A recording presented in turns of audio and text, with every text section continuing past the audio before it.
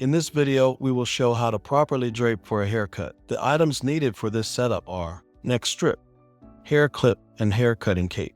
Stand beside the chair. Take one step forward and turn, bringing the cape in low in the chest area and placing the cape on the client's shoulders. Make sure the cape does not come in contact with the client's skin. When applying the neck strip, do not bring neck strip over the client's face. It is barber's etiquette to bring the neck strip around and grab with opposite hand. Fully overlap the neck strip in the back and hold in place with fingers. While holding, grab the cape with opposite hand and bring cutting cape over top of the neck strip, fully overlapping the cutting cape.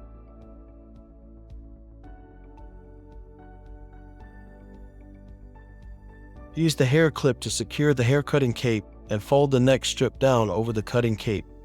The client's clothing is now protected and is ready to begin your haircut service. Thank you for watching.